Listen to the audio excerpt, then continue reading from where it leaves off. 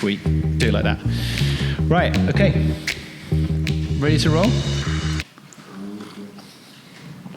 Jack's story.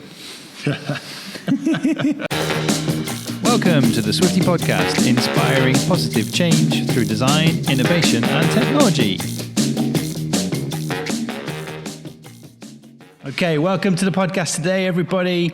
I've got Jack Eyers here. He's one of our ambassadors. He's an amazing guy, and we're going to go through his story today. We met Jack first because you bumped into someone, didn't you, at a cafe in London? Yeah, so I didn't know this person. I spotted the scooter, and I was really interested in it. I was really interested in trying it. Yeah. And I took a picture of it. And then it was one of those things where, things always happen in threes, don't they? So I spotted this scooter. I really liked it. I tried it. I then heard about it through Limpower, which is another charity that you're supporting. Yeah. And then I think I seen an advert on Instagram or maybe on YouTube. I think it was on YouTube. And I was like, right, I've got to message these guys. The ads are working. Yeah, they're really good. Yeah. Sent out an email and you got back to me and yeah. Yeah, so we said, so we checked out your profile and we were like, check this guy out, Mr. England. Yeah. Paralympic canoeist, ninja warrior. Mm-hmm. I mean, you've done so many cool things. And I guess we've not really mentioned, but how would you describe your condition? Would you say you're an amputee? Yeah. So I call myself an amputee. I'm a single leg above the knee amputee. Okay. And Jack uses our scooters, which is awesome to get around. As I said, when we saw Jack's profile, we just thought, we got to work with this guy. He's cool. He's a really positive role model. And to just take on the stuff that you've done is super impressive. So, nice. We're always really impressed by what you get up to, and really look forward to seeing you. In the future, you've got hopes for 2020 Tokyo Olympics, Paralympics, sorry, which is awesome. Yeah. So it's an event called the VL3. Mm-hmm. And it's a VAR, it's a canoe event, 200-meter sprint. I'm excited. See what happens. There's 5 of us going for one spot. Wow. We're all sort of within a fraction of a second of each other. So it could be anyone at this point. It really is kind of... just one place? Just one place. Oh, man. Yeah, selection's April next year. So. I'm sure you're going to smash it. We're rooting for you. Team Jack here. So should we try and start with kind of like your story, your motivations? Yeah. I guess, should we start with the surgery that you had? Yeah, and why don't you explain to the guys, the audience, what happened and why in your own words? Yeah, sure. So I was actually born with a condition in my right leg.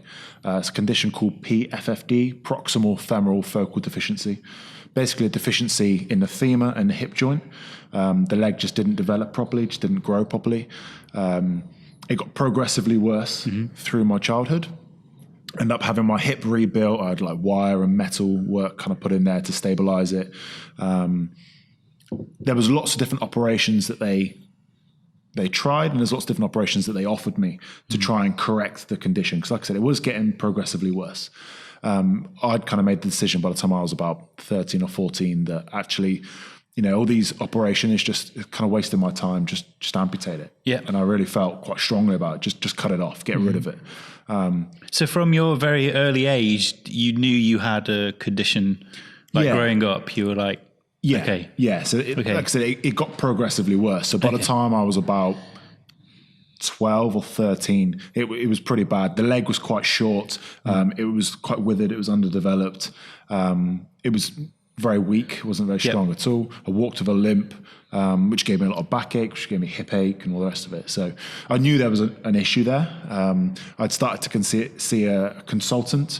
I'd started to visit what we call the prosthetic center, the limb center. Yeah. And they'd fit me with a, almost like a knee brace to help support my leg, and a slightly raised shoe, like a platform shoe. Okay. Because it was slightly too short as well. It just wasn't growing. It wasn't developing at all. Okay. As quick as the other leg anyway. Yeah. So I always knew there was going to be an issue there.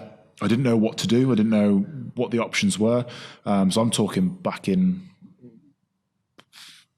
mid to late 90s. Right. So there wasn't this disability awareness that there is in the media nowadays. Yeah, okay. So now you've got these superhumans, the Paralympians doing an amazing Man, thing. you're one of those. Nearly. You When are. I'm selected, I will be. I mean, your Instagram profile, like your deadlifting and all the stuff you're doing in the gym, it's amazing. So there wasn't Instagram, there wasn't social media. Okay. So back in the day, so before 2000, there wasn't like injured soldiers coming back and being heroes, doing amazing things with single legs or whatever. The only sort of disability that I saw in the media was villains. So people like Captain Hook, people, these disabled people on James Bond, it was always the villains, it was always the bad people. Yeah, okay. All the other sort of disabled people were kind of hidden away. They weren't in the media at all. Yeah. So there was no positive vision for me to kind of work towards. No positive role models. Exactly, role models, exactly. Yeah. So I didn't know where I was going to go. I didn't know what I was going to do kind of regarding my condition. It got to the point where it was affecting me physically and mentally. Mm-hmm. It was really knocking my confidence. It was really knocking, how I felt about myself. And the teacher used to say to me, what do you want to do when you grow up? It's like, well, I've got a manky leg. You tell me what I can do. Do you know what I mean? I don't want to sit behind a desk. I'm a physical person. I played lots of sports, even as a kid. Mm-hmm. Played football for school, rugby for school, played cricket. I used to horse ride. I used to swim for county. I was so active. Mm. And then I have this physical condition that was almost like a ball and chain, like slowing me down.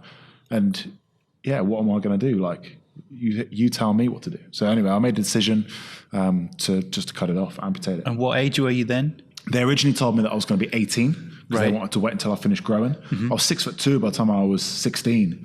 So I wasn't going to grow much more than that. So they agreed that they were going to cut it off at 16. They were going to amputate at 16. Wow. So best decision I've ever made. What was that like for you to make that decision? Was it hard? Because the way you described it makes it sound like it was like you were very adamant. Just do it. Go for it. Was it a hard decision to make? Thinking back on it now, it was harder living with it than it was to make the decision. Right. It really was affecting me. It really, really was. Okay. Like, I was a very physical guy. Like I said, all my friends were thinking about joining the army, joining, the fire service, or they were going to be builders. They were going to do all these amazing things. Mm-hmm. And I was like, the teacher was, like I said to me, the teacher would say to me, what do you want to do when you grow up? And I'll tell you what I want to do. I'll tell you what I can't do. So it made it quite an easy decision. I just wanted it gone. Just wanted it off. Move on to the next stage. Yeah. I was actually lucky enough to be invited to meet a guy called Louie Brownsell. Mm-hmm. And he was at the limb centre, he was at the prosthetic centre. And I was already in quite a sort of down place at this point. And he called himself a one-legged stuntman. And he had been filming Saving Private Ryan with Steven Spielberg, being blown up on the beach. He was born with a very similar condition, had his leg amputated when he was like 18 or something. But he started to do film work where he used his disadvantage as an advantage. He used his disability for this film work where he was, like I said, being blown up as an injured soldier. Wow. Specialist kind of action work. Wow. He was the figure of the mummy. He made this wooden leg. He was the figure of the mummy. He showed me these pictures because, like I said, there wasn't social media back Mummy, then. the film. The Mummy. Okay. Yeah. Wow. But he showed me all these pictures. He had photos in his wallet that he took out and he showed me of him and Leonardo DiCaprio. He'd been over in America filming with them, doing sort of crazy filming stuff. So was he kind of like an inspiration to you? He was my first role model. Yeah. Right. He was the first person to inspire me. He was the first person that kind of showed me, again, trying to use your disadvantage as an advantage. There is ways around that. You can do that. It's possible. Yeah, that's so important. Yeah. Wow, how lucky is it to meet him? Do you think he was quite a big impact on your life then? Yeah, absolutely. Yeah, I still remember his name now. I was like, 12 when I met him. So I still remember his name now. When I had my leg amputated when I was 16, by the time I was 18, I'd signed up with a filming agency. And I could call myself a one-legged stuntman. Oh, I've been sort of blown up on film sets and really? eaten by I didn't vampires. know that. Have you? Yeah. That's another one on the list. Gosh. Okay. So that's kind of how it all started. Wow. I joined this agency, started doing some film work. Okay. Started working with the military, doing casualty simulation, where we kind of do live scenarios, reenactment scenarios to desensitize them. So we'd have these prosthetic legs that was squirting blood and looking really realistic, really gory. We'd have people being sick and fainting and crying, running away, all the rest of it. But it's just a prosthetic, it's a silicone sock. Right. That looks like the leg has been severed. No way. Ripped off. And they have to come over and they have to treat it with these medical skills. And work on a medically trained as well, so we can react how they're treating us, but also at the debrief at the end, we can then give them kind of the patient's feedback. So you weren't talking to me at all. You weren't touching me. Like, I'm just about to die. Like, and you're not even reassuring me. Right. It's that sort of stuff that the soldiers need to hear. Oh, wow. Yeah, yeah. So they try and reenact a real life situation of someone's limb being blown off. Yeah. Wow. Yeah. So what does that do to you though? Did it give you any kind of anxiety? What's the word? It didn't give me any negativity. It gave me a lot of positive things. And I think, so mine wasn't traumatic. So I'd never experienced what it's like to be lying in a ditch with my leg missing. So, you know what I mean? So you decided. Mine was elective. So you're in a different space mentally there. Okay. Yeah. But also, I mean, the soldiers at that point when Afghanistan was live and was very active, these guys that we were teaching were either going to know of an amputee, see an amputee, or become an amputee. That's just the way it was. There was like 50 amputees every day coming through. Really? So it was a really real thing. And so to then speak to us as young amputees, and we would tell them about things that we're doing and about how, for me, I turned a negative situation, which was having two legs, into having it amputated, which is for me a positive situation. So I've actually turned it into a positive. So what they might experience as a negative, losing a leg, I've actually experienced as a positive. So I can put that spin on things. Yep. I think what's really cool about doing these podcasts is I love hearing these stories where this whole notion of adversity makes you stronger. And by facing difficult challenges, it really teaches you. I mean, I think not for everybody, it can break people. I'm sure there are stories of people that are in a similar situation to you, and they've not been able to meet that guy to inspire them. Sure. So I guess one reason why we wanted to work with you as an ambassador is to kind of reaffirm that notion of look at this inspirational story and share that story, because I'm sure you've been that guy to other people. Yeah, absolutely. And I've made it my mission to be that guy. I really have made it my mission, That's so cool. Yeah. Well done, that's awesome. So you had the surgery, that was at 16. Then you started acting, you worked with an agency. When was the whole Ninja Warrior thing? Is that more recent, or was that early on? No, that was quite recent. That must have been 2016. Okay. Yeah, it was a few years ago. Well, let's talk about that, because that's so cool. Yeah, so just to briefly go, so I had the amputation. I started working with the agency. And I slowly kind of built a bit of a profile around myself, kind of doing, I did a little bit of modeling as well. I was a personal trainer at the time as well. And I was, like I said, I've set it my goal and my kind of mission to shatter this perception of disability being weak and vulnerable. And I want to make it more sort of beautiful and relevant and strong. I've always been into sports, but unfortunately for me, I could never find the right sport to really focus on to be a Paralympian. Yeah. So you've tried a lot, right? I have tried a lot of sports. Okay. Yeah, lots of different sports. And wheelchair basketball was the kind of, I guess, the most successful. I was with that for maybe 4 years, but it just wasn't the right time for me. So I said to my coach at the time that I want to go traveling. So I went traveling for 3 months. And it was quite hard to then go back to. Where did you go when you traveled? So, it was good actually. We went to India, Singapore, Malaysia, Thailand, America, Bali, Australia, New Zealand. Yeah, it was pretty good. Yeah. Wow. It was great. It was really good. Who did you go there with? Was it friends? Me and my girlfriend. Right, okay. Yeah, me and my girlfriend just decided to go traveling. It's before she started university. Okay. It's back in 2010. Okay. It was one of those things that I said, before I had my leg amputated, my leg was straight. I couldn't bend the knee. I was 6'2". I couldn't fit on public transport. So getting on a plane, getting on the bus, train was really, really hard work because my leg was out straight. I was always tripping people over. So unless I sat in the aisle seat. You had a straight leg, no articulation. So the knee worked, but it was very weak. So because it was so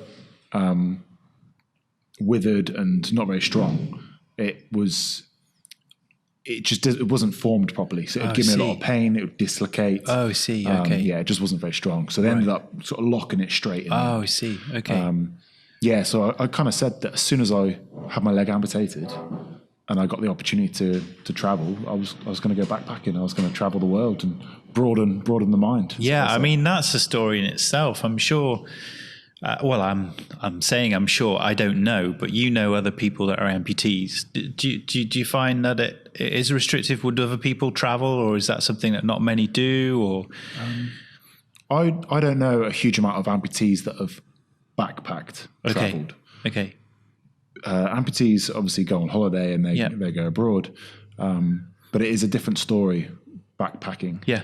Because you do. I mean, we booked one hostel in India and we stayed there for like 3 nights. The rest of the 3 months was you move somewhere, you try and find somewhere. Cool. You know, so it was very much.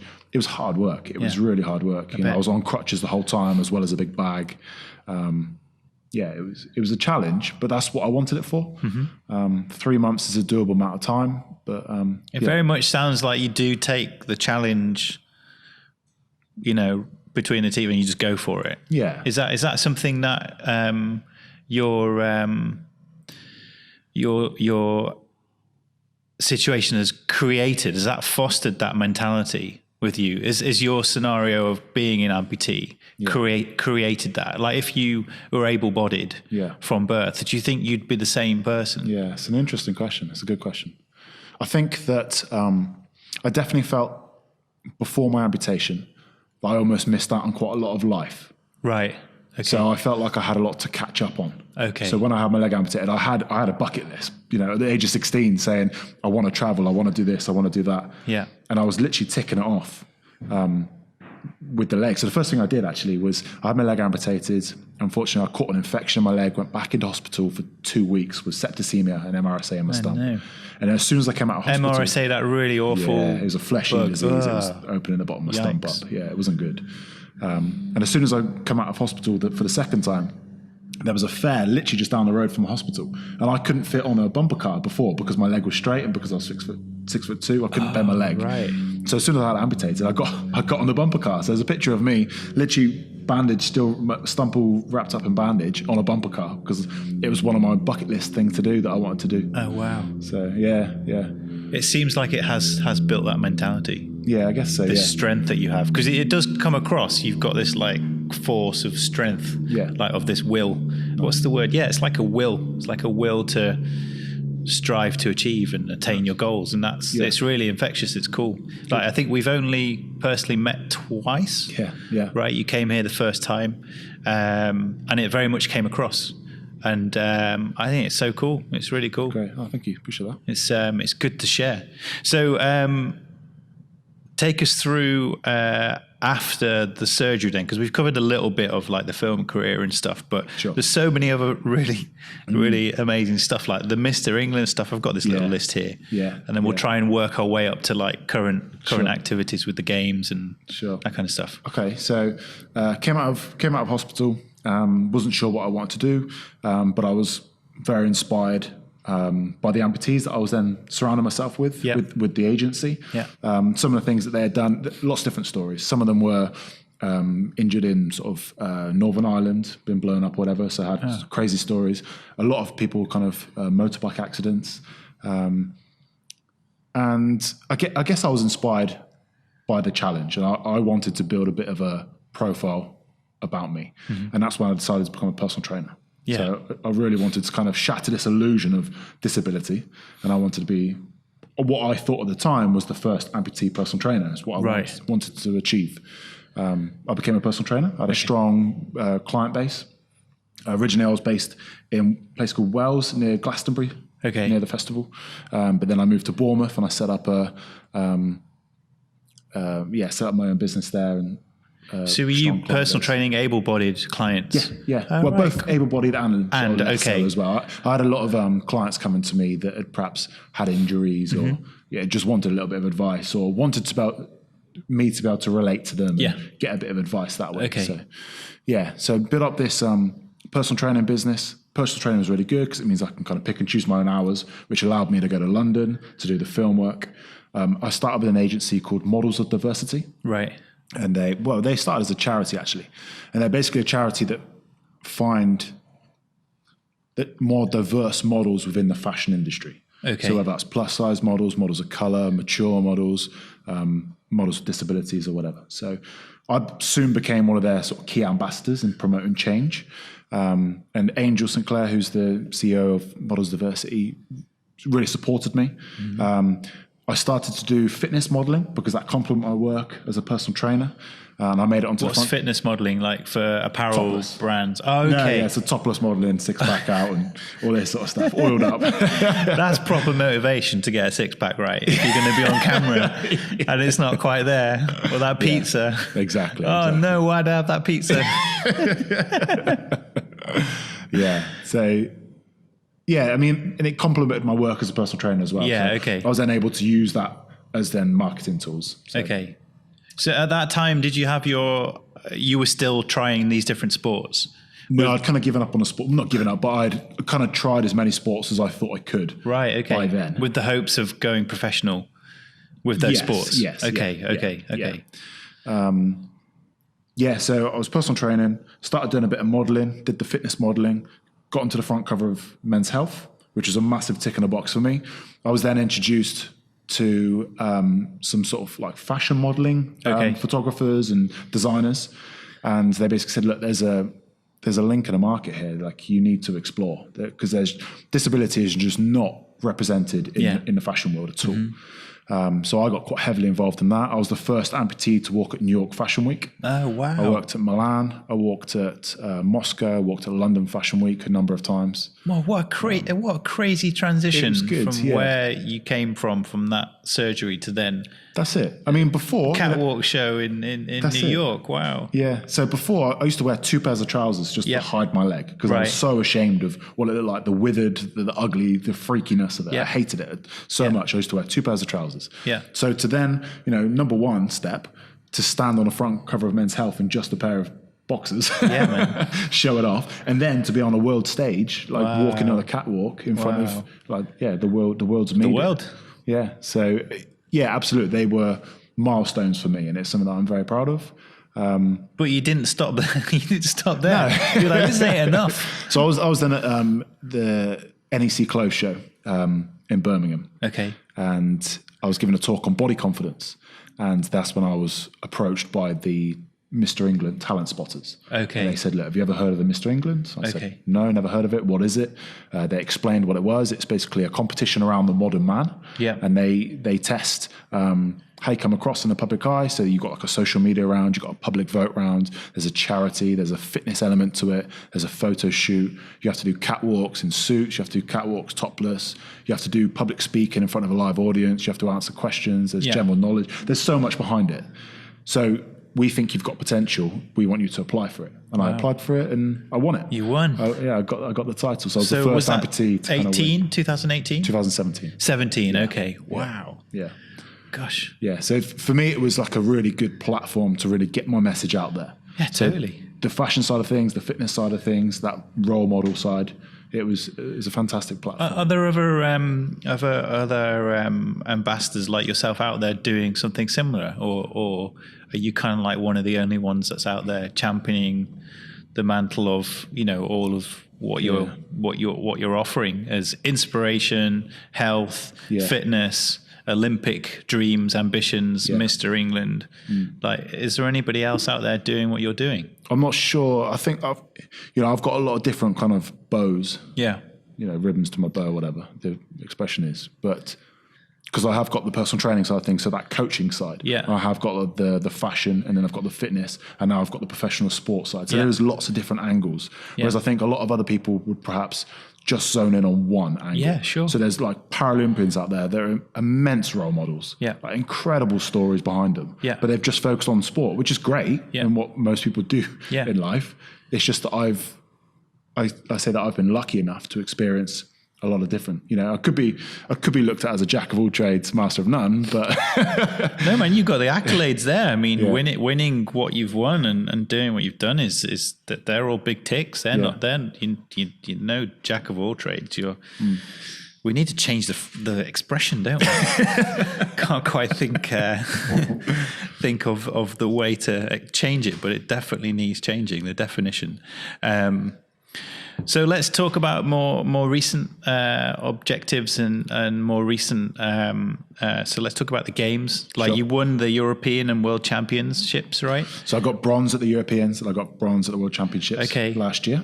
In that's the VL3 class, right? Yeah. So do you want to explain to people that are just listening what that actually means? Because most people know what a canoe is, but this is a different type of setup. Yeah, this is a flat water event. So it's not white water. It's not going around. It's not slalom. It's flat water. So from A to B.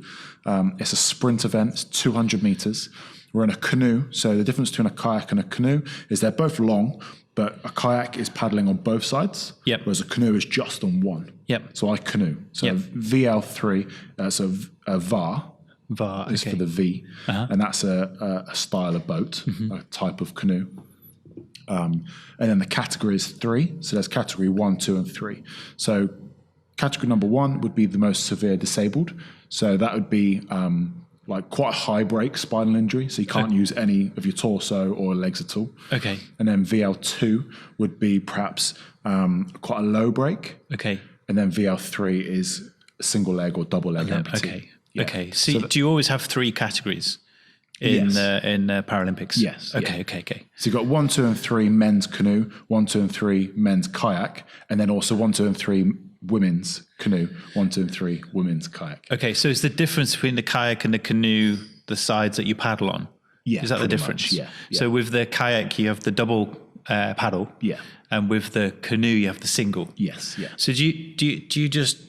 You were telling me you only strike. Is it strike? What do you call it? Stroke. Yeah. Of course. Stroke on one side. Yes. Yeah. And am I correct in saying that your canoe has that little side? Yeah. Boom. What do you call that? It's an AMA. AMA. Yeah. Okay. So the VAR, which is VAA, is Haitian. Is that the right word? It was made in. I can't. I'm going to mess up on this. Haiti? What's that country near? Where they had the tornado. Am I Haiti. saying it right? It doesn't sound right when I say it. Haiti. Yeah, they know what we're talking about. Yeah, Carry on. So it was designed over there to be a craft for the ocean. So it's got a big armor on it, so it's very stable. Okay. So it's designed for long distance kind of haulage. And is it closed like a typical? No, you kind of like sit on top of it almost. Okay. Yeah. So you kind of, your legs are in it, but the seat is quite high. Okay. So you haven't got like a spray deck on top of you or anything like that. So, okay. But yeah, so this AMA is the style of canoe that it comes with. So they haven't just put that there because we're kind of disabled paddlers. Yep.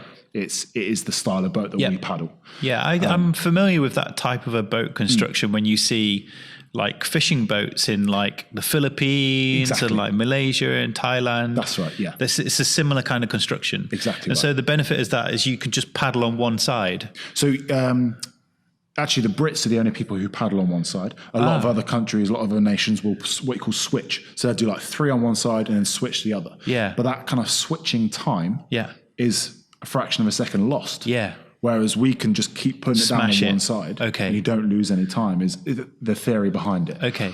The so you're doing 100 meters.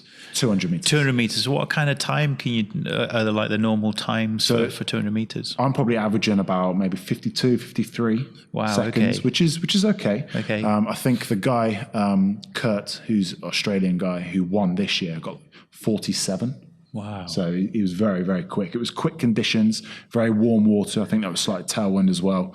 But so the temperature makes it faster? Faster, yeah. Yeah. So the hotter the water, the faster it is. And then obviously with a tailwind pushing you along as well.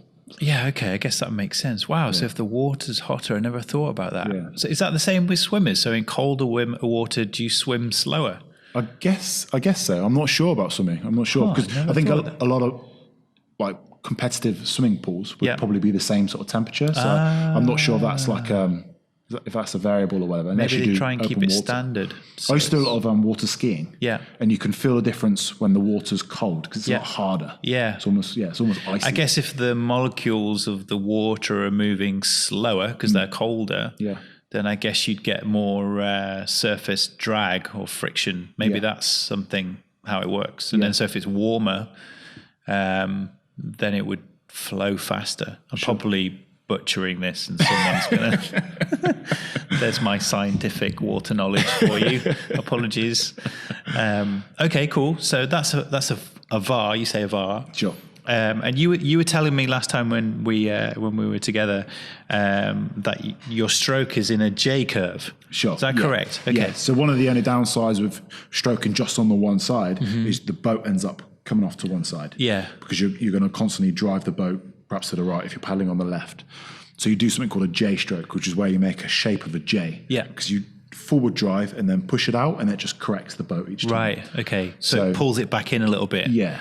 Yeah. Okay, because I've got a stand-up paddleboard myself, yeah? Okay. And man, that's hard work. Sure. It looks a lot easier than it is. But we take the kids out in the Lake District, and that's one thing is that if you put a load of power in one side, you really go over. Yeah. And I've started trying your J curve technique. Nice. Okay. And it kind of works. Nice. I'm no pro, but excellent. Yeah, it kind of works. Yeah. Brilliant. So it pulls it back in. Brilliant. Excellent. Yeah.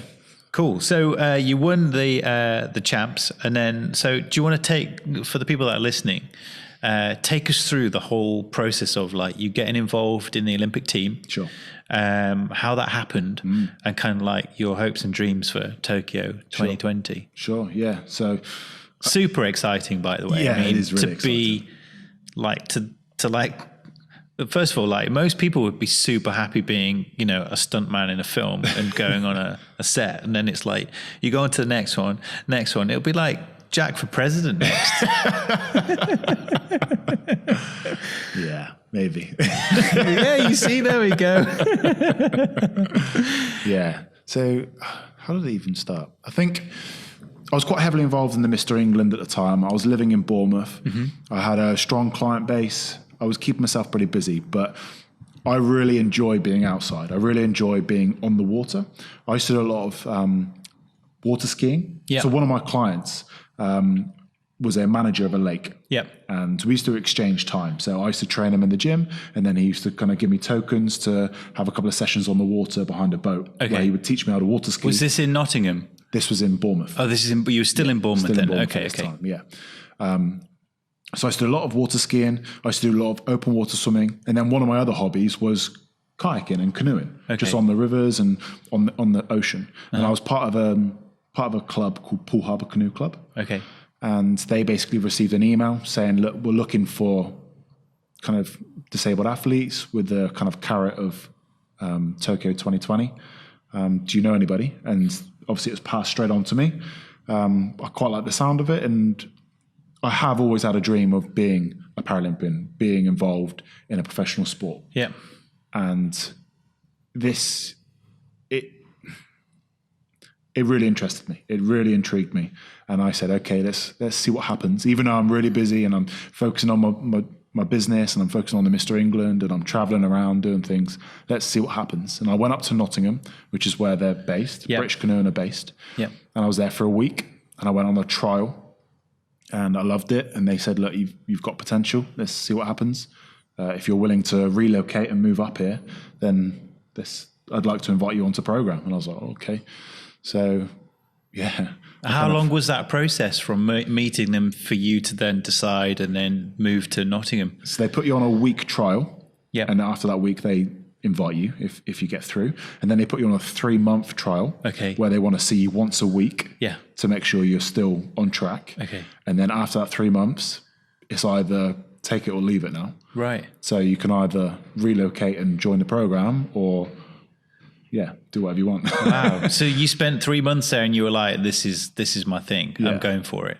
So I spent 3 months training with the canoe club down in Bournemouth. Was that an everyday thing, or a couple of times a week? So Couple it's times a a week. Wednesday afternoon and a Saturday morning. Oh, right. So it's not a lot. It's just 2 sessions. Yeah. Okay. Yeah. But I mean, they're paddling for leisure. They're paddling for, small regattas or just little races. Oh, I see. Okay. You know what I mean? They're not on the level that we are now, where there's a lot of pressure on us. So now my routine is I'm on the water maybe 6-7 times a week. Right. Okay. So maybe twice a day sometimes. Okay. And there's a lot of pressure, and there's a lot of every session. You don't just go for a paddle. Yep. You go on the water for a reason, and it's Yep. to practice your starts, or it's to practice your catch, or it's to practice. What's the catch? The catch is like the pressure that you feel on the beginning of the stroke. So when you put the blade in, there's like a resistance there. Oh, right. And you want your catch to be almost as much resistance as possible. But then you need to be able to be strong enough to be able to control that resistance. So that's almost the catch. So that's like how far forwards you are, how deep the paddle is in. It's to do with rotation. It's to do with how far forward you are. It's to do with this A-frame, so how high your arm is. Okay. And then also like the pressure. So you drive down. So if you just pull forwards, if you just pull in, you're just going to cause a lot of wash. Yeah. Whereas if you drive the blade down, it's almost like a pole vault event. Pole vault action. Oh, right. Where you drive it down and move over. Oh, right. Okay. Yeah. So it's so all how these far? sort of So the top of your paddle, they're about that tall. My yours blade is that probably big. got that, yeah. Whoa. Yeah, it's okay. pretty big. So how far does that go below the surface of the water? Obviously to like the. Do you call it a neck or the end of it? Yeah, sure. So as you do that pole vault, does that go further down? No, so you want the whole blade to be buried. Okay. Yeah, to the top of the kind of shaft. Yep. So the whole blade to be buried. Yep. But it's not just that, it's then how it feels and then how quick you can take it out. Okay. Because if you bring it back too far, Yep. you're just going to suck the boat down and slow it down. Oh, I see. So it's quite a short stroke, really. Oh, right. You want to Okay. be as far forward as you can, take it out of the hip, and just swing it forward. Okay. Yeah. So in your training, do you get? Do you think you've got an imbalance of muscle because you're on one side? Yeah. So I think I've always had an imbalance of muscle because of the way I walk. Okay. And because of the leg. Yeah. Let's before you carry on with the training, let's talk a little bit about your leg because we've not talked about that yet. I'm fascinated by the mechanics and how they work, and we've got another ambassador, Polly. Shout out to Polly if you're watching. We'll get you in as well. Tell your story. She's another amputee for people that don't know, and she's another ambassador, and she's amazing. Her story is phenomenal. Her leg is she's got an electric one. It's like motor assisted, but yours is a mechanical one. Sure. Because you prefer the mechanical, right? Yeah. So it's articulated. It swings. Yeah. So you're explaining to me the way that there's a fear of the knee, of catching the foot and the knee collapsing. Sure. So you swing your leg out a little bit, don't you? Sure. To move around obstacles and make sure that you don't catch it. Yeah. So do you want to explain to people kind of like how that works and kind of like working with your leg? Yeah, sure. So the unit that I used to use, the leg that I used to use, had a microprocessor in the knee and in the ankle. And you have to charge it up sort of every night. They're heavy, but it assists you to walk. So actually it feels quite light. Yeah. And they are great at walking. Yeah. I'm quite an active guy. Like I use the gym quite a lot. I like to squat. So actually having an assisted leg isn't always the most practical for me, and I don't want to keep changing my legs. Yeah. So that's the main reason why I don't use the microprocessor. Yeah. And actually, I prefer the look of this one as well. I like they the are metal, cool. They are Terminator really cool. style. Yeah. That's what I prefer anyway. So okay. But the thing is with this one, you're absolutely right. It's just mechanical. It's almost like a door hinge, and once it's locked, you can put all your weight onto it. Right. But if you catch it when it's slightly unlocked. Yeah. You'll just fall to the ground because you can't control it. Yeah, sure. It's not got an anti-trip hazard like the microprocessor has. It is just a free hinge. Yep. And you will just fall. So yeah, part of my kind of hip hinge, my swing when I walk, my gait, is because I think subconsciously I am worried about making sure it locks out. So I walk quite lazy. Yeah. But then also there's the other side of things where with the microprocessor, as you swing through, the toes lift. So when you walk, you lift pulls your it toes. back. Yeah. So that you can then heel plant. With this one, it's a carbon fiber ankle, carbon fiber spring. So you end up catching the toe on the floor. You scuff the floor. So it's another sort of trip hazard, I guess. And does that happen every now and again to you? Yeah, it does. Yeah. And do you fall over then? Yeah, you can. I'll often sort of fall over or trip and yeah. So have you like hurt yourself falling over, like put your palms out, or are you like commando roll? I've kind of, I was going to say. You're commando roll, right? I knew it. I've perfected the amputee dance. I meant to do it. As soon as I feel it happening, I just, tuck in. Cool. No, I've kind of perfected. I can kind of like read when it's going to happen. Yeah. And you do have a bit of an amputee I'm sure for dance people that around. aren't as able as yourself in terms of being so physical and strong, that could be you could really hurt yourself by it just going, you fall over. Yeah. So I kind of took you off course a little bit there, but we were talking about training and kind of like prepare it. So you did that 3-month trial session in Nottingham. Sure. You decided it's for you. They made you an offer. Yeah. And when was that then? What dates are we talking now? Is this like a year ago, 2 years ago? I came onto program October 2017. 17, okay. Yeah, I was invited into the program. So you're literally 2 years in. Yeah. So October 19 now, 2 years. Okay. Yeah. So you relocated into Nottingham. Yeah. And now are you technically part of the GB team or squad? Yeah. So I was on. I was invited onto the program as a talent athlete, which is where they still watch you quite closely. Okay. And then April 2018, I was selected for the World Cup and the Europeans, and that's when I was invited to be on the program. So Great. I'm now sort of an A-band funded athlete. So I'm on the program now. Yeah, what's the funding like? Because I mean, we've worked with some other Olympic ambassadors. So shout out to Charlotte Gilmartin as well. She's a short track speed skater. She's now retired, but she's started a little family, which is awesome. So we've worked with her a little bit, and we kind of. That's what helped us get to the Winter Olympics in Pyeongchang. So if you're listening, you don't know, we supplied a fleet of scooters to the athletes over in Pyeongchang, and Billy Morgan and Jamie Nichols did that cool video where they scooted around the Olympic Village.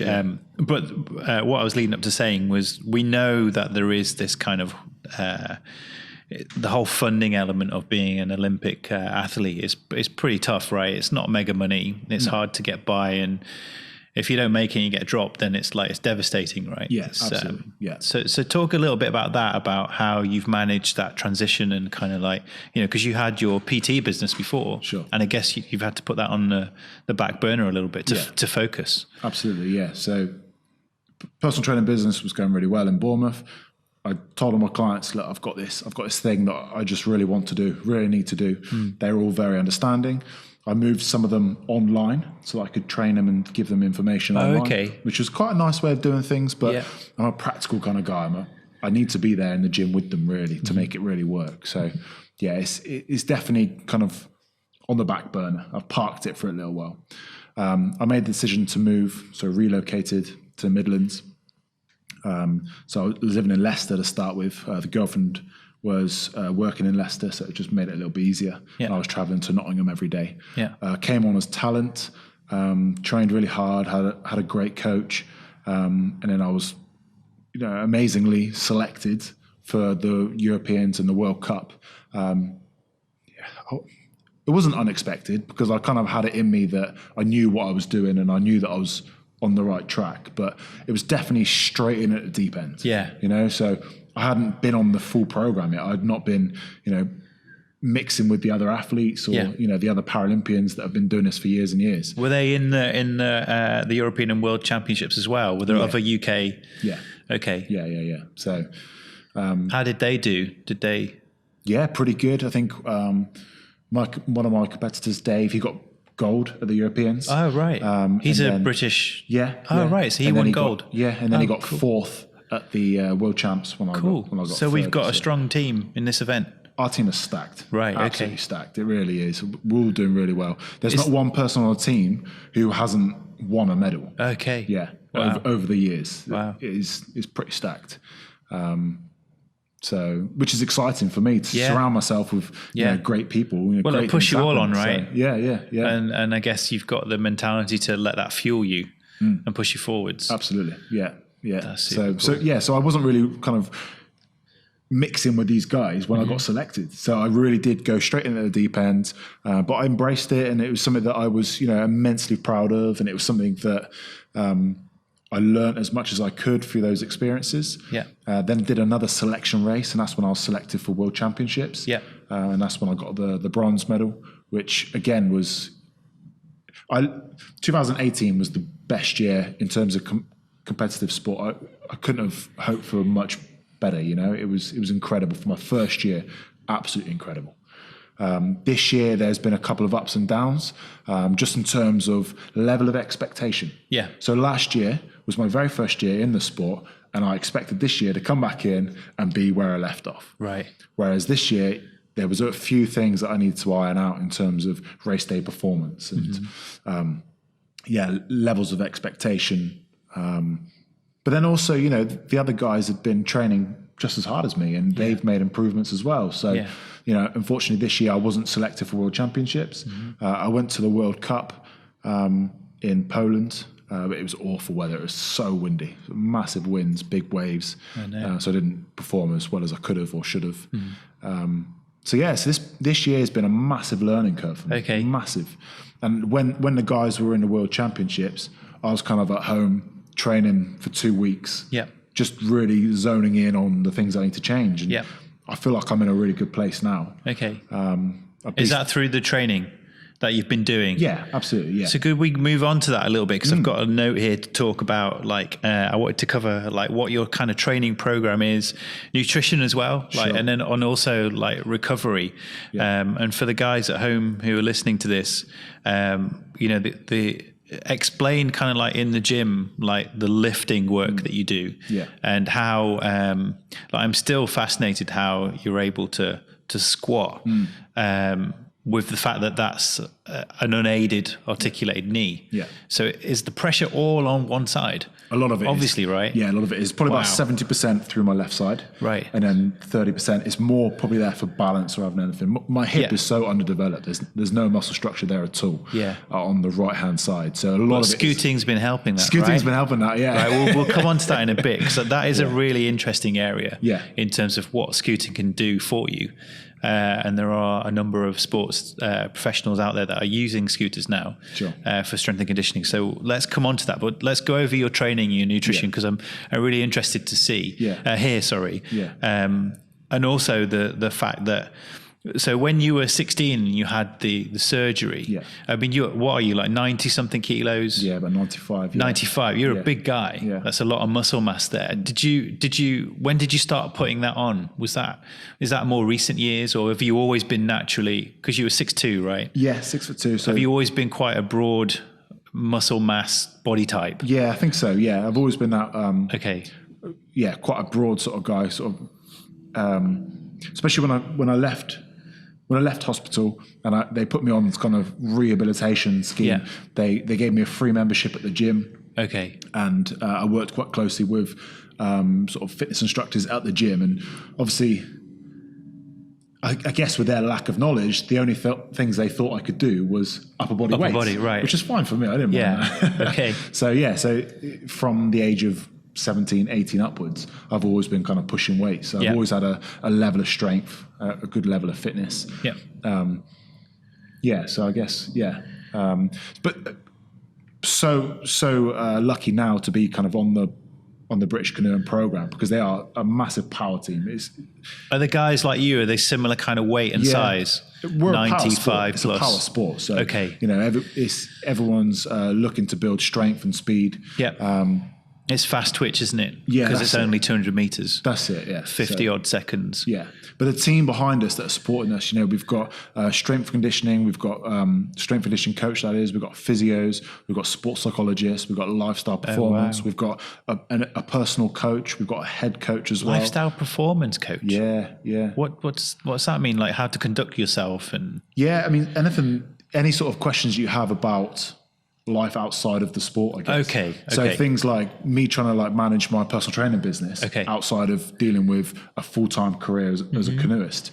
How do you deal with that, and any tips and tricks? That's great, right? This sounds like there's loads of support there. Yeah, is that a relatively new kind of thing that it's so well supported?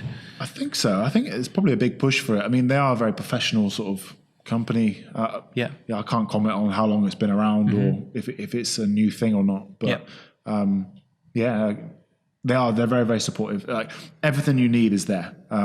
So our strength conditioning coach as well is like really up on nutrition. So Yep. he gives us a lot of support on sort of what supplements we're allowed to take and what we should be taking at certain times. And Yeah, let's go into supplements. What have you got there? What's your weekly intake of like protein supplements? Yes. What's the program? Whey protein shake straight Yeah. after a workout within sort of 20 minutes. Usually like a protein bar is like a mid-morning snack. Okay. I usually take branched chain amino acids, BCAAs, intra-workout as well, that with a Lucozade. Okay. And then creatine, depending on the time of year, like when you want to put on a bit more strength. Yeah. And Do you find the creatine gives you that extra post-workout power, or is it more about the because creatine's great? Correct me if I'm wrong. Is great for its power delivery, right? Yeah. It's not so much recovery, is it? No, it's not so much on the recovery. No, and it's just an edge. Yeah, you don't take it and think, wow, that's really working. It's one of those things that you're not sure if it's quite working, but it's one of those placebo effects as well. So if you think you're taking it and you think you're going to get stronger and bigger from it, then you probably will. Are you taking creatine every day? So we kind of cycle it. You cycle it, okay. Yeah. Okay, so the thing is with creatine is you end up putting on a little bit of water weight with it as well. Yeah. So not necessarily through competition season, you don't necessarily want to be that too heavy. Okay. So you kind of just have to be smart when you take it. Okay. So I think I'm probably going to start taking it next week as we get into our sort of winter weightlifting block. Okay. So you cycle it, cycle on and off it, in like periods of like weeks then. So you'll like do it for a whole week? Yeah. Or 2 weeks? So you've got like, there's different companies will advertise different sort of phases of how to load it, but the idea is you load it so that your bottles and then your muscles are then saturated in it. And then you don't need to take so much each day or each week. I see. So, but the first week or so is like a building phase. So you take maybe, I don't know, 15 grams of it. With a high fat meal as well, right? You need quite high a lot. carbs. High carbs, sorry. Carbs, that's right. Okay. Okay. So you typically take it perhaps in the morning, pre-workout, post-workout. Okay. That's probably your 3 scoops. And then you just do that for like 5 days. Then after that, it's probably just like 1 scoop, so like 5 grams of it. Right. Pre or post-workout, whatever suits you. Okay. So you've got creatine, you've got whey protein. What else did you mention? Branched chain amino acids, which is just a protein. BCAA. So BCAA is your branched chain amino acids, and that's what kind of makes up a protein. Okay. You got your essential amino acids. So that's good for recovery, right? That's good muscle for recovery, repair. Yeah. It just helps to protect your muscles during a workout, which is why I take it intra-workout during the workout. Oh, okay. But that's what that means. Often have sort of like vitamin Bs with it as well, and perhaps a few grams of carbohydrates. So it just gives you that extra energy. Okay. And you mentioned also sugars as well. You mentioned Lucozade, and I think something else you mentioned. So sugar's obviously important for you in terms of post-workout or intra-workout as well. Sure. Are all of those supplements that you have, do you also have that during events as well, or events do you like cycle off and then? Yeah. So I wouldn't try and, if you've got a routine that works, then don't change your diet during a competition, because that change might lead to a bad effect. It might give you IBS, or don't try and drink a Lucozade if you've never drank one before, just before you race. Do you know what I mean? So it's, what I know works. So drinking a Lucozade during a really heavy gym workout where I just need that extra bit of energy, I know that works for me. So perhaps I might then have that. If I've got 2 races and I've only got 40 minutes in between the races to actually get some sort of sugars on board to get some energy in, then perhaps a Lucozade does work really well. But it's not just the sugars that come with it. It's then the electrolytes, the vitamin B that comes with it. It's just that little pickup, It's just the replenishing what you've lost. Replenishing, So take me through your diet then. What are you fueling yourself with?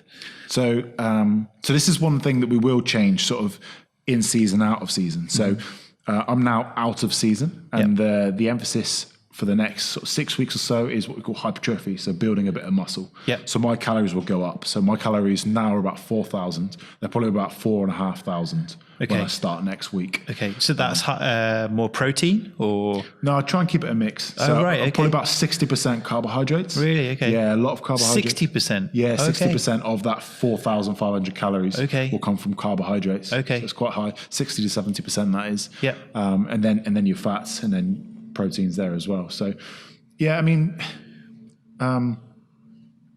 for me personally, I respond really well to carbohydrates. So carbohydrate has to be in every meal. Okay. If I'm looking for something to give me some energy, then I'll have it from the carbohydrates. Yeah. And what's your main source? Is it pastas, potatoes? What is it? Yeah. So oats in the morning. So I have about 120 grams of oats in the morning. Oh, right. And so you measure out your portions as well? Oh, yeah. Okay. So I use a you got it dialed in then. Okay. Yeah. Okay. So consistency is key. Yeah. So because if you're going to have, one day you're going to eat really well and eat 4,500 calories or whatever, and then the next day you have a busy day and you only eat 2,000. Yeah. The next day you're going to be knackered. Right. The next day you're not going to have recovered. You're going to be sore. Yeah. Your energy levels are going to be down. Yeah. And then you're going to do the same amount of training on top of that. Okay. And you're just going to go to a downward spiral. What do you do? And then you probably overeat, and then you put on body fat. Right. Do you know what I mean? So it's you break the cycle. You want it to be consistent. The only thing you want to be consistent is your diet. Training should be this, because that's where you get the results and you get the adaptions. Okay. But when it comes to a diet, you want it to be consistent. Small movement up, small movement down, depending on what your goal is. Right. Okay. Okay. What do you do for? Let's say you've had a big day.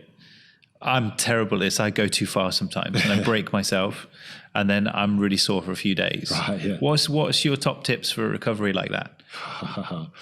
I know sleep is a big one for me. Sleep is huge. If I get more sleep, I feel better. Yeah. Way better. Sleep is massive.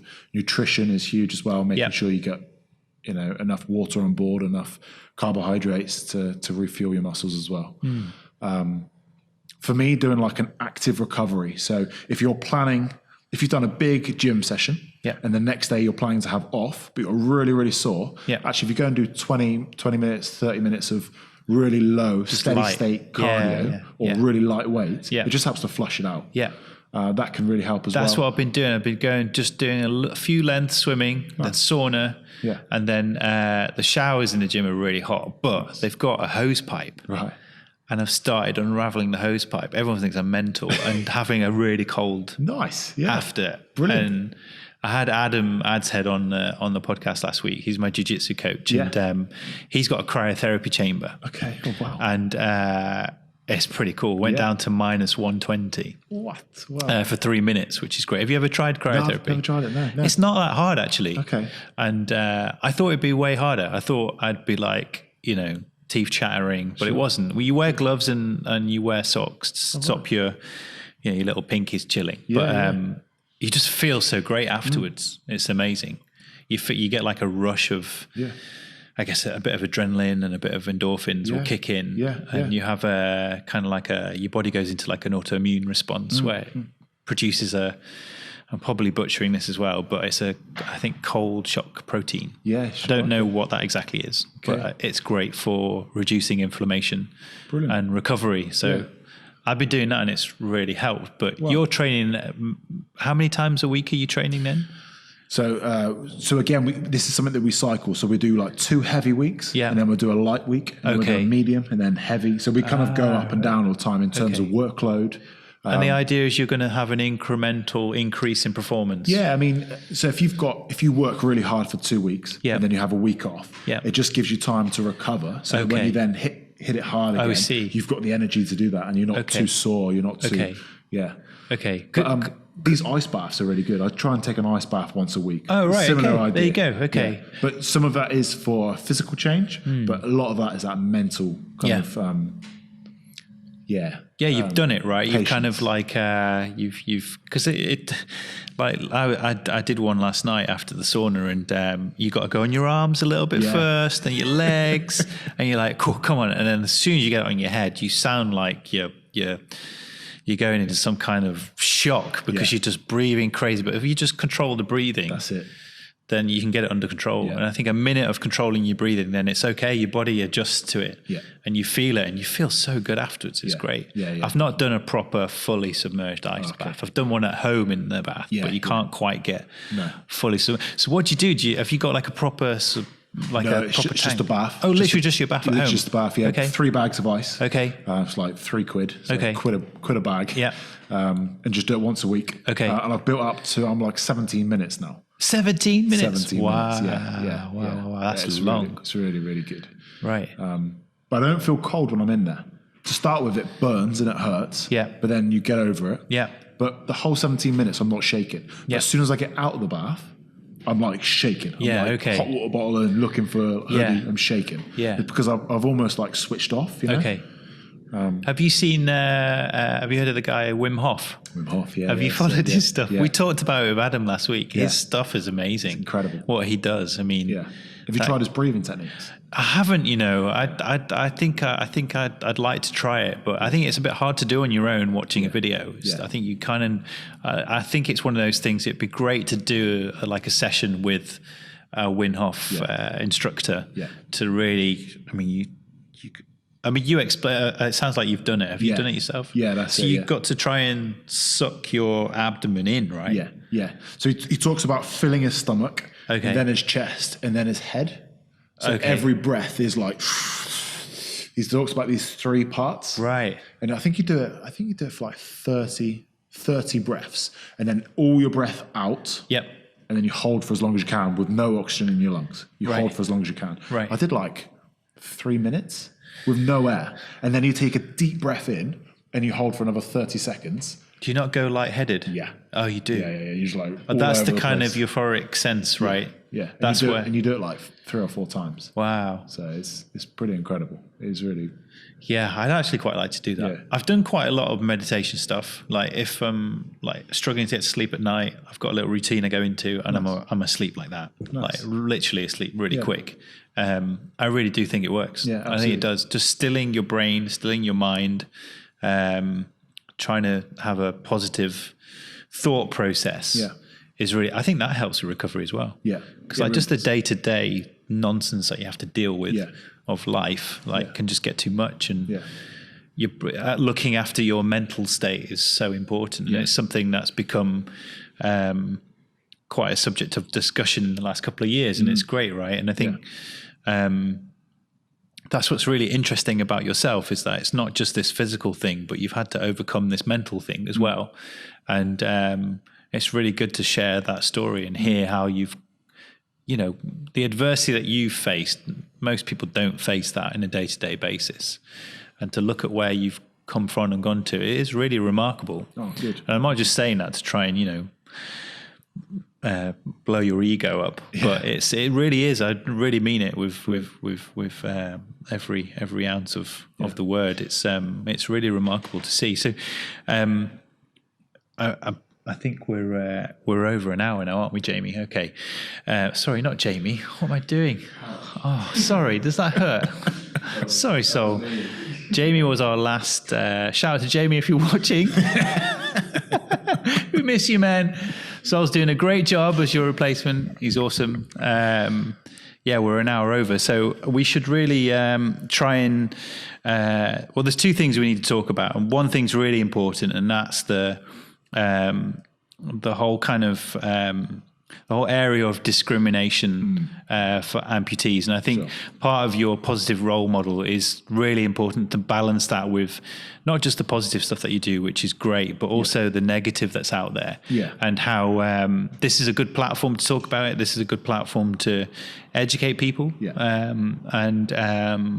I'd love you to talk a little bit about, some of those challenges and the misconceptions. Yeah, definitely. Yeah. I think you're absolutely right. It's about educating. Yep. And that's one of the things around being a role model. It's one of the things that I'd really like to do is educate the public, anyone who wants to know more about life as an amputee, what it means to be an amputee, perhaps some of the struggles that you might go through, some of the assistance you might then need with that as well, mobility and like the pain management and just those sort of things. I think for me, I've I've probably experienced more positive than I have negatives.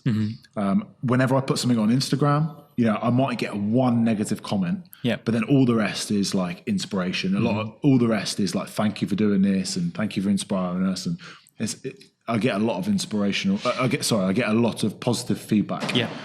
I think that there has been discrimination like in my past. In terms of my leg, and I think that's probably what's driven me to want to prove them wrong. Yeah. To really, this is what I can achieve. This is what I have achieved. I think it would be fair to say, and I want to say this carefully, but I think some people that are watching this video could also look at you and kind of go, yeah, but look at you, you're a massive strapping guy. You're Mr. England. You're handsome. You've got this great following. You're obviously very technically capable from a sports point of view.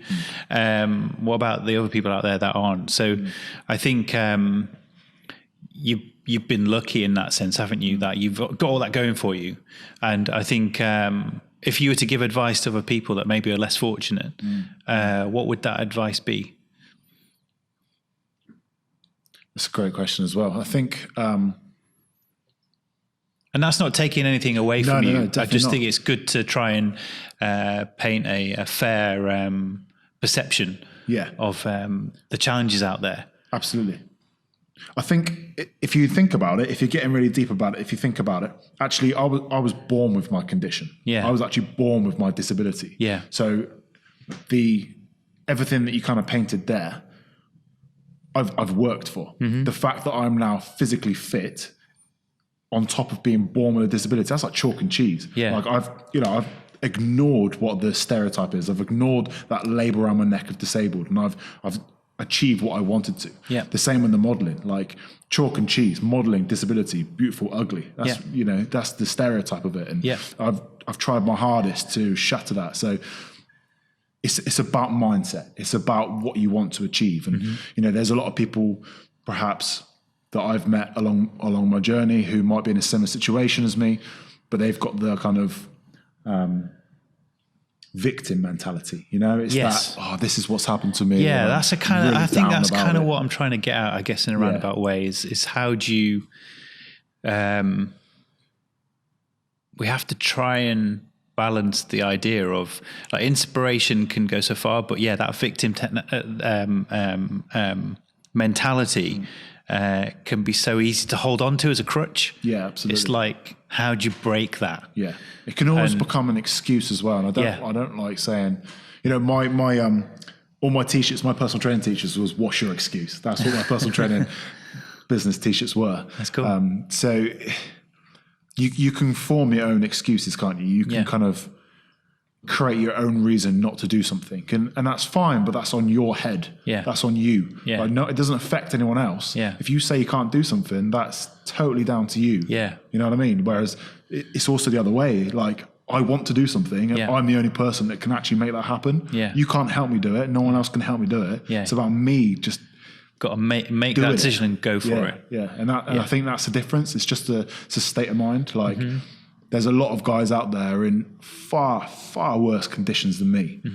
And they're doing incredible things. You've only got to look on social media is brilliant for this, by the way. You've only got to look on social media and you will find some crazy, inspiring people out there. Yeah, that's a good point, isn't it? Because social media gets quite a bit of stick recently in terms of the negative sides, but not enough is really said about the positive sides. No. And like you were saying before, this whole like social media has really helped open this whole idea as, you're an amputee, but it can be really cool. You can have a great life and you can be positive, and it doesn't hold you back. It opens doors for you. So I think we need to share more of these stories. Yeah, absolutely. And talk more about it. I think it's really important. Yeah. Yeah. And that's why, we love working with you, because, you on our scooter is awesome. And I think we should try and kind of wrap up with kind of like your experience with Swifty, because it's a positive thing to end on. And how, we're here to continue to support you. It's great. So you've got a Swifty one folding scooter. Yeah. You got an anthracite one, right? Yeah, which I'm very proud of. Okay. So for me, basically, the whole story about a scooter for me was when I was growing up, a lot of my friends were down a skate park. They're proper wood pushers, like been on their skateboards. And for me, like mobility. What's a wood pusher? Like a skateboarder? Yeah, skateboarder. I've never heard wood that pusher. before. Yeah. Wood pusher.